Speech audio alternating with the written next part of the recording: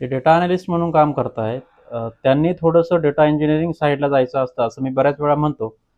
तर मग आता नेमकं काय करायचं, तर डेटा इंजिनिअरिंग साईडला जायचं असेल तर Azure डेटा फॅक्टरी म्हणून एक टूल आहे, जे क्लाउड इंटिग्रेशन टूल आहे, ज्याच्यात ETL एक्स्ट्रॅक्ट ट्रान्सफॉर्म लोड किंवा ELT एक्स्ट्रॅक्ट लोड ट्रान्सफॉर्म अशा गोष्टी होतात.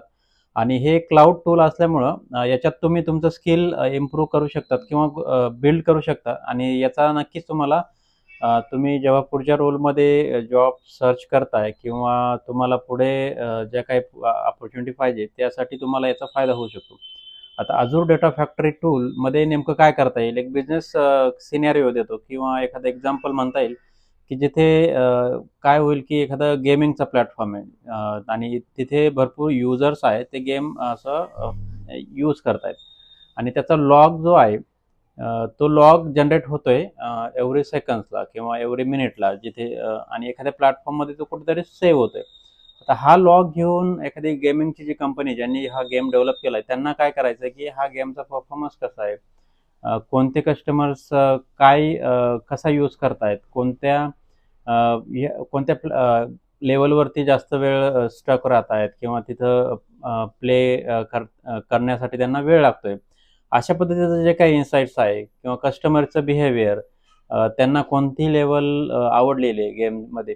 तर अशा पद्धतीचा जो बिहेवियर आहे कस्टमरचा, तो कस्टमरचा बिहेवियर त्यांना अनालाइज करायचा असतो. त्यासाठी काय करतात, हा जो गेमिंगचा प्लॅटफॉर्म म्हणजे गेम जो आहे त्याचा जो लॉग जनरेट होतोय, त्या लॉगमधून तो आपण Azure डेटा फॅक्टरीला कलेक्ट करू शकतो.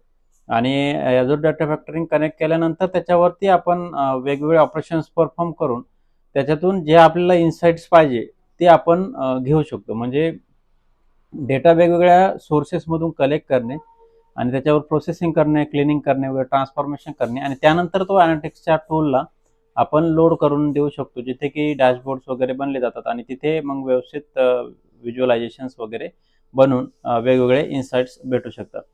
तर आता हे कुठं शिकणार Azure डेटा फॅक्टरी, तर सुरुवात जर तुम्हाला करायची असेल तर मी या व्हिडिओ डिस्क्रिप्शनमध्ये काही लिंक्स दिलेले आहे. मायक्रोसॉफ्टचं टूल असल्यामुळे मायक्रोसॉफ्टच्या डॉक्युमेंटेशनची लिंक आहे, जिथून तुम्ही हे शिकू शकतात आणि सुरुवात करू शकतात. याचं फ्री अकाउंट भेटतं 1 वर्षासाठी, जिथं आपण हे टूलचं प्रॅक्टिस करू शकतो आणि तुम्ही स्वतःहून हे शिकू शकता. आणि जर तुम्हाला वाटत असेल की मी पण हे थोडंफार याचे व्हिडिओज डिटेलमध्ये बनवावं, तर नक्की कमेंटमध्ये सांगा, जेणेकरून मी Azure डेटा फॅक्टरीबद्दल काही व्हिडिओ बनवेल किंवा कोर्स बनवेल. धन्यवाद.